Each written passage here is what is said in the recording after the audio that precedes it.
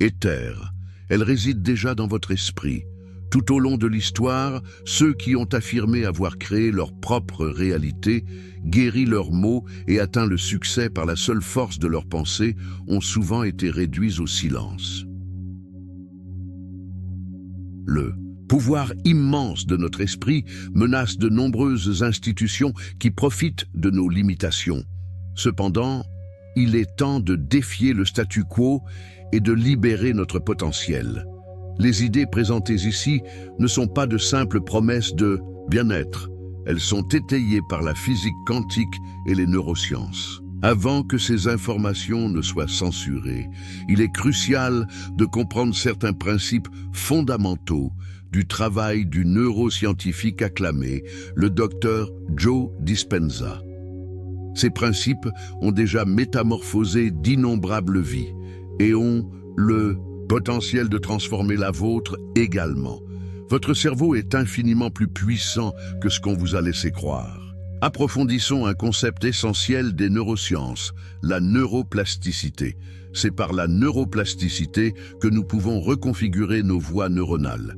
La plupart des gens traversent leur vie en pilote automatique, réagissant impulsivement à des émotions et des pensées préprogrammées, forgées par des expériences passées. Ils se réveillent, consultent leur téléphone, s'inquiètent des mêmes problèmes et répètent les mêmes schémas. Ce faisant, ils recréent essentiellement leur passé jour après jour. Selon le docteur Dispenza, c'est une grande source d'inquiétude. Entre 75% et 90% des personnes qui consultent des établissements de santé le font en raison d'un stress psychologique ou émotionnel. Et pire encore, ce cycle peut devenir addictif. Les gens finissent par sentir qu'ils ont besoin de leurs relations toxiques, de leurs emplois épuisants et de tout ce qui recrée leur passé, simplement pour ressentir quelque chose. Cependant, ce faisant, ils nuisent à leur cerveau et renforcent les voies neuronales qui entravent leur progrès. La meilleure habitude que nous puissions briser est celle d'être nous-mêmes. La neuroplasticité nous enseigne que les cellules nerveuses qui s'activent ensemble se connectent ensemble. Si vous persistez dans la même façon de penser, dans les mêmes décisions, dans les mêmes actions, dans les mêmes expériences et dans les mêmes émotions, votre biologie se programme d'une certaine manière.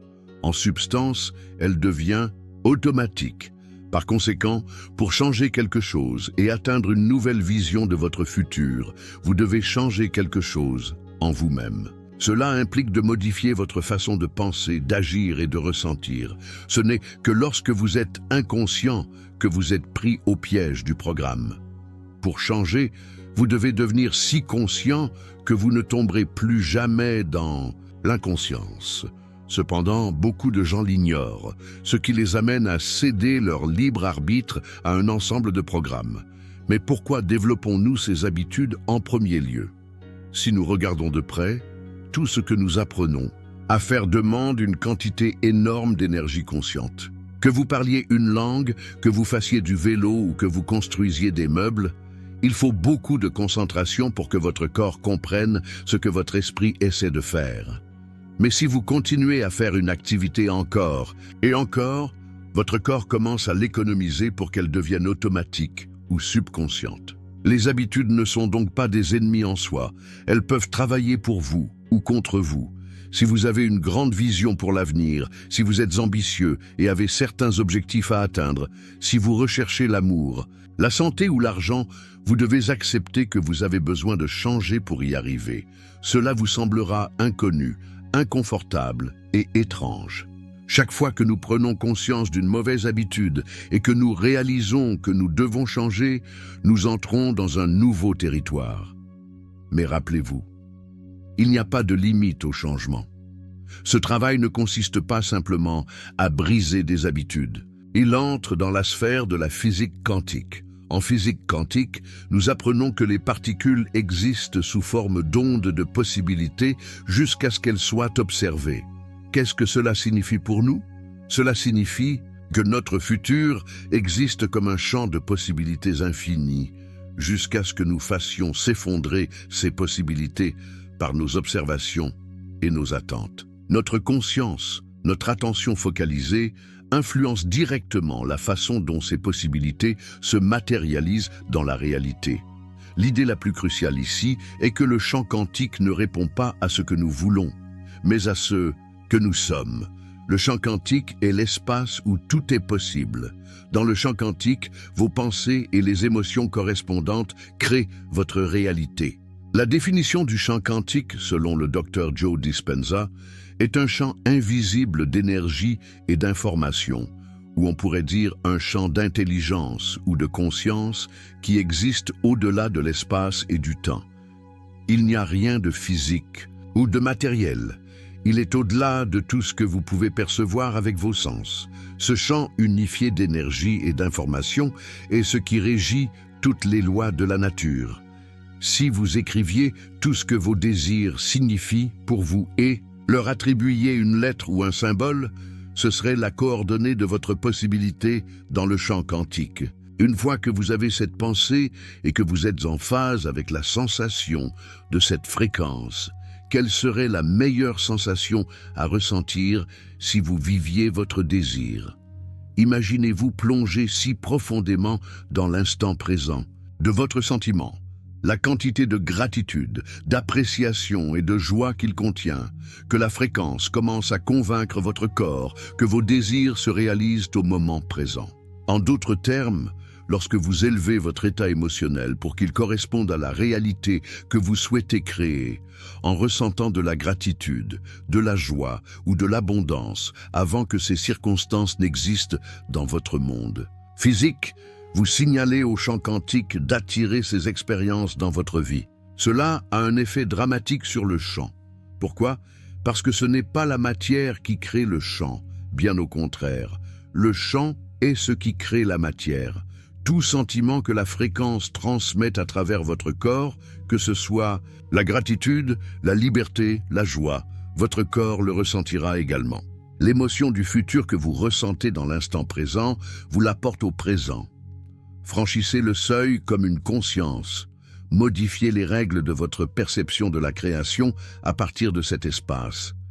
Et immergez-vous si profondément dans la pensée de votre désir et connectez-vous à sa fréquence que la pensée et le sentiment fusionnent en un seul. Une fois qu'ils fusionnent dans l'éternel présent, vous vous rapprochez de la source, ce qui conduit à une fréquence plus rapide, signifiant un laps de temps plus court entre la cause et l'effet dans votre vie.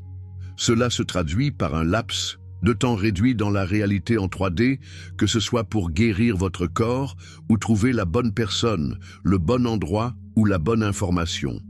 Tout ce que vous désirez vous est présenté. Vous êtes en phase avec une synchronicité qui pourrait se manifester dans votre vie. Il y a de nombreuses preuves de cela. Le docteur Dispenza a documenté des milliers de cas de ce que la science médicale appelle des rémissions spontanées. Des personnes ont été guéries de maladies considérées comme chroniques, des opportunités inattendues sont apparues et leurs vies ont été complètement transformées. Prenons l'exemple de son atelier à Denver, où 6 personnes en fauteuil roulant se sont levées à la fin de l'événement. L'un d'eux était un joueur de football atteint de sclérose en plaques qui a affirmé qu'il ne s'aimait pas auparavant, et c'est son acte de changement qui a d'une manière ou d'une autre modifié sa santé, réorganisé ses gènes de différentes manières, supprimé ses gènes pour la sclérose en plaques et il est devenu encore plus mobile à la fin de l'événement. Il marchait déjà.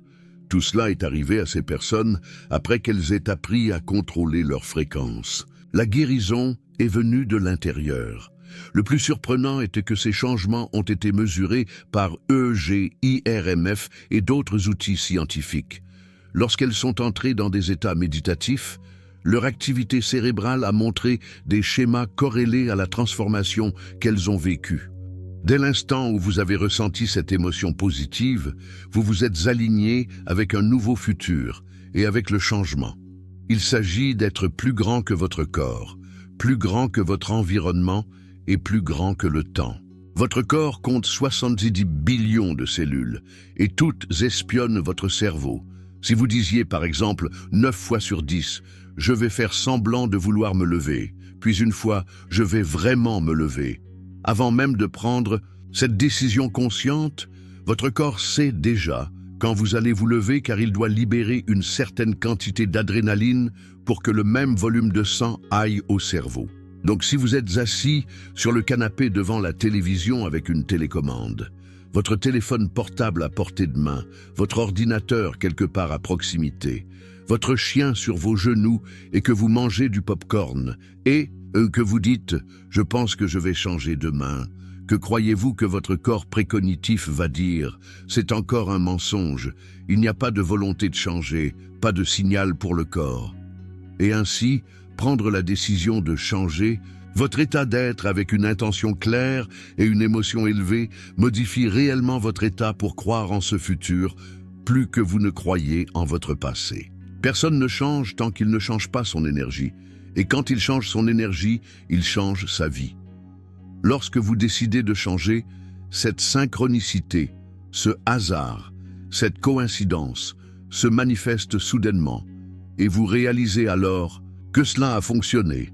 Vous remarquez l'effet à l'extérieur de vous, puis vous commencez à vous observer et vous êtes motivé à le faire de nouveau.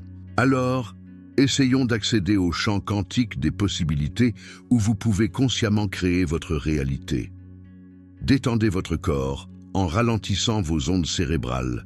Vous pouvez y parvenir par la méditation en utilisant des techniques de respiration ou des visualisations. Apaisez votre esprit. Vous devez entrer dans un état fondamental, également connu sous le nom de point zéro, vide quantique ou vide.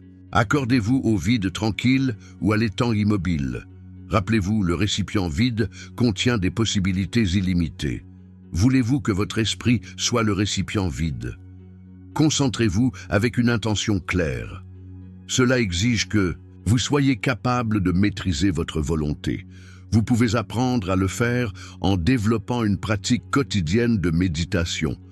Cela renforcera la qualité de votre volonté à mesure que vous développerez la discipline, la patience, la concentration et maintiendrez l'attention pendant de longues périodes. C'est là que le travail entre en jeu. Engagez-vous et respectez cet engagement chaque jour. Cela implique de fixer un horaire précis pour le moment et le lieu de votre méditation, ainsi que sa durée quotidienne.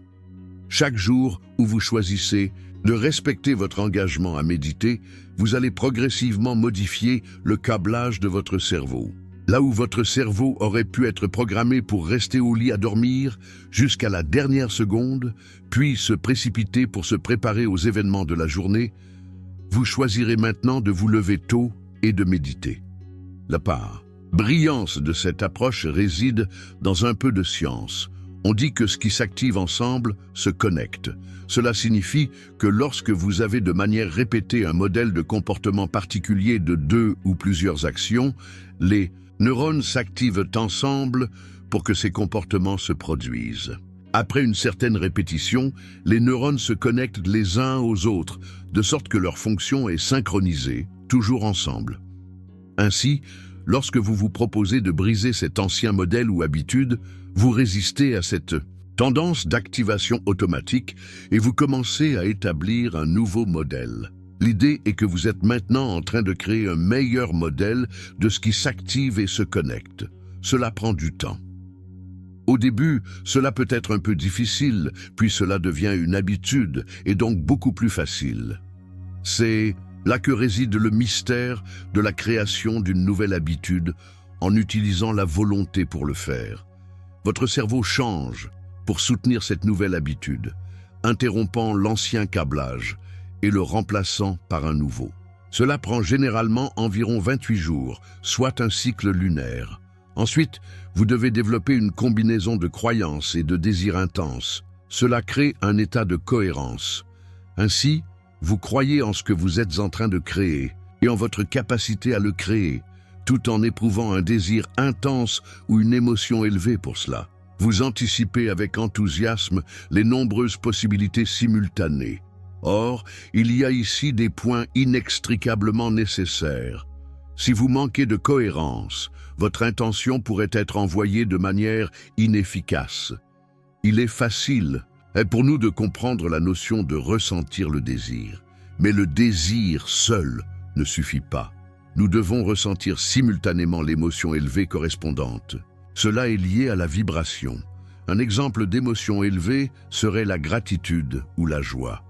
Enfin, restez ouvert à de nombreuses possibilités. Si un résultat concret est choisi en vertu de votre focalisation, il s'effondre alors en une particule, aussi appelée événement quantique. Quand cela se produit dans cette seule option, vous n'avez plus d'option pour d'autres résultats. Quand votre focalisation change, la particule redevient énergie. C'est fou. Il est crucial de transcender l'illusion de la séparation et de développer une conscience d'unité. De cette façon, vous serez plus apte à manifester vos désirs. Vous devez faire confiance à votre intuition. Seule votre intuition peut regarder à travers l'hologramme et voir la réalité. Lorsque votre intuition est forte et que vous pouvez lui faire confiance, vous pouvez mettre de côté votre ego. Ce faisant, nous nous abandonnons à une sagesse supérieure. Laissez votre intuition vous guider. Vous reconnaîtrez votre intuition comme un sentiment ancré au cœur, de profondes connaissances intérieures, de paix et de certitude. Une fois que vous ressentez avec confiance cette connaissance intérieure, regardez-la avec gratitude, se manifestant comme si c'était déjà fait. Prochainement, j'écrirai un peu sur la création de la production théâtrale que vous appelez votre vie. Vous verrez comment vous devez prendre le contrôle de vos pensées. Cherchez cela. Vous possédez un réseau neurologique pour tous ceux que vous connaissez dans votre environnement. Vos parents, vos amis, votre voiture, votre ordinateur, chaque objet, chaque personne, tout. Vous avez un réseau neurologique pour votre identité, comme votre corps de votre passé, pour vos ambitions dans votre futur. Votre cerveau est un reflet de tout ce qui est connu, et comme vous avez expérimenté tous ces éléments dans votre environnement, il y a une émotion associée à cela. Ainsi, vous avez une émotion associée à certaines personnes, différentes émotions associées à d'autres personnes, différentes émotions associées à d'autres objets et choses et à d'autres endroits dans le temps. Il y a beaucoup de recherches qui montrent que lorsque vous mettez une personne dans le même environnement et qu'elle voit les mêmes personnes et qu'elle va aux mêmes endroits et qu'elle fait les mêmes choses exactement au même moment, ce n'est plus sa personnalité qui crée sa réalité personnelle. Votre réalité personnelle crée votre personnalité. Votre environnement contrôle inconsciemment ou subconsciemment votre façon de penser et de ressentir. Ainsi, lorsque vous voyez votre collègue, lorsque vous voyez votre ami, lorsque vous voyez vos parents, vos amis, vos collègues et le réseau neurologique comme un souvenir du passé, et comme chacune de ces personnes a une émotion associée à elle, vous commencez à ressentir l'émotion qui leur est liée, et maintenant votre état d'être retourne au passé. Ainsi, changer, c'est être plus grand que son environnement. C'est penser, agir et ressentir différemment dans les mêmes conditions de sa vie. Donc si c'est quelque chose que vous voulez vraiment changer, vous allez vous rappeler comment vous ne penserez pas, comment vous n'agirez pas, comment vous ne ressentirez pas. Et vous devez vous le rappeler suffisamment de fois pour ne pas l'oublier, car au moment où vous l'oubliez, vous devenez inconscient. Ensuite, vous vous rappellerez comment vous allez penser. Vous répéterez mentalement ce que vous allez faire et vous vous rappellerez le sentiment que vous voulez maintenir tout le temps pour ne pas revenir par défaut à votre ancien moi. Si vous pratiquez cela, nous vous garantissons que vous progresserez. Si vous échouez, ce n'est pas grave. Demain est un autre jour. Vous aurez une autre chance. Ainsi, lorsque vous revenez à votre vie et que vous dites « aucune personne, aucun lieu, aucune chose, aucun objet, aucune circonstance, aucune douleur, aucune envie ne me fera sortir de cet état aujourd'hui ». Et si vous êtes capable de maintenir cet état modifié d'esprit et de corps tout au long de la journée, quelque chose d'inhabituel se produira. Cela arrivera de la manière la moins attendue, cela vous surprendra et ne laissera aucun doute sur le fait que ce que vous faites à l'intérieur de vous produit un effet à l'extérieur de vous. Et au moment où vous verrez la réaction dans votre environnement à la suite de votre changement interne, vous y prêterez attention et vous recommencerez et vous commencerez à croire. Alors, continuez à pratiquer tout au long de la journée. Votre cerveau fonctionne principalement en ondes bêta, un état de pensée analytique et d'éveil qui vous aide à résoudre des problèmes et à interagir avec votre environnement. Bien que cet état analytique soit utile pour les tâches quotidiennes, il crée une barrière entre vos intentions conscientes et votre subconscient où un changement durable doit avoir lieu. C'est pourquoi la méditation est si importante pour la transformation. Lorsque vous méditez, vous ralentissez délibérément vos ondes cérébrales de bêta à alpha et, potentiellement, à θ, la porte d'entrée de votre subconscient. Ces états d'ondes cérébrales plus lentes se produisent naturellement 2 fois par jour, lorsque vous vous endormez et lorsque vous vous réveillez. Pendant ces transitions, l'esprit analytique relâche temporairement sa garde et permet une communication directe avec le subconscient. En pratiquant la méditation, vous créez essentiellement une version contrôlée de cette transition naturelle. Vous restez conscient tout en accédant au domaine généralement inconscient où sont stockées vos habitudes, vos croyances et vos réponses automatiques. Dans cet état réceptif, vos nouvelles intentions, visualisations et émotions élevées peuvent contourner l'esprit critique et analytique et reprogrammer directement vos schémas subconscients. Ainsi, 5% de notre esprit est conscient et 95% est programmé inconsciemment. Si vous tentez de vous changer avec votre esprit conscient, vous êtes en dehors du système d'exploitation. Vous ne pouvez pas le modifier uniquement avec votre esprit conscient.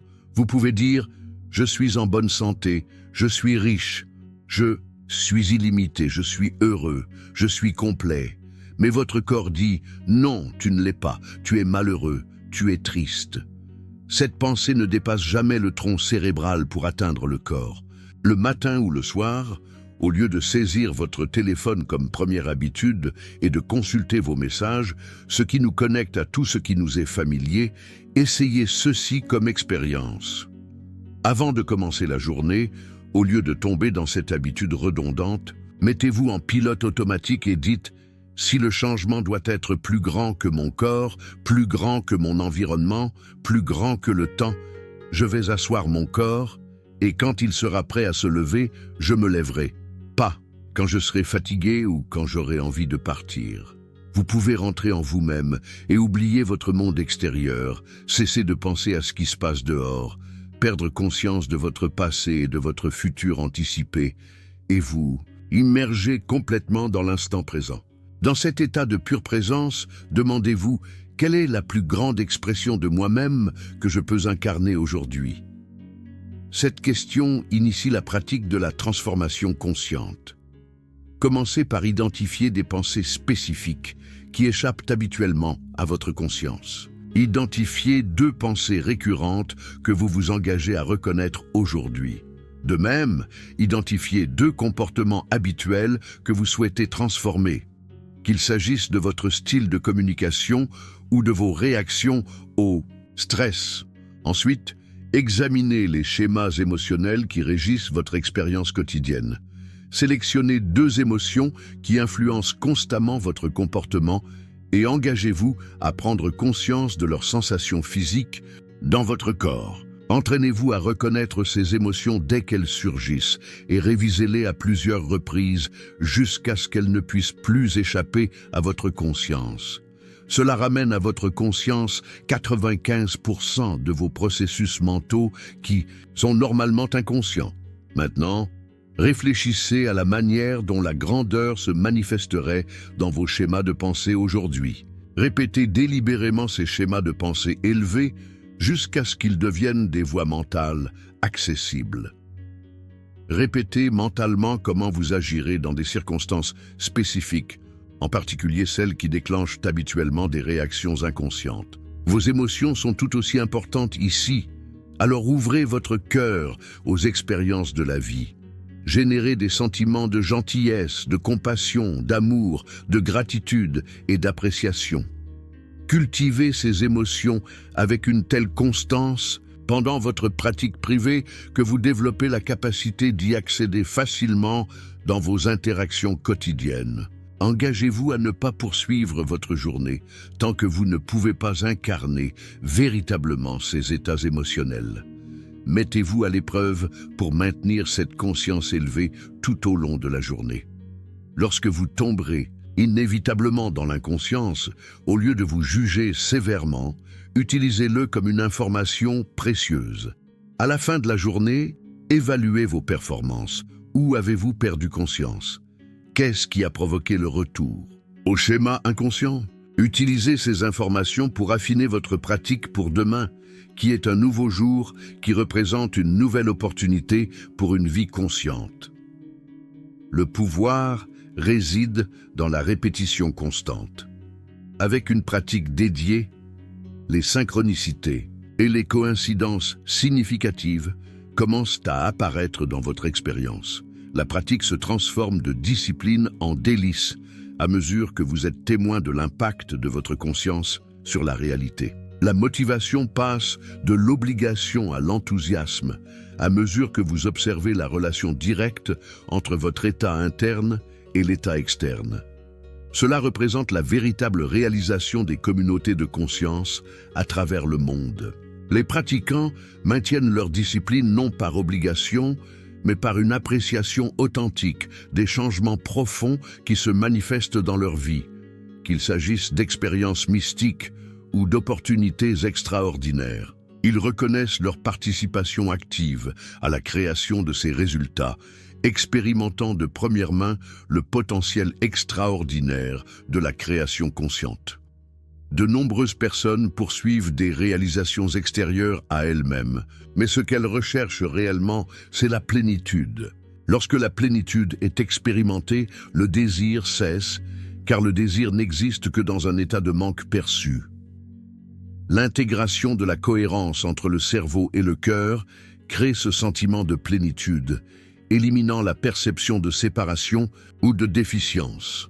Cet état n'est atteint que par un équilibre spécifique, la relaxation dans le cœur, associée à une conscience accrue dans le cerveau. Cette combinaison, c'est-à-dire être détendu dans le cœur et éveillé dans l'esprit en même temps, crée la condition optimale pour la transformation.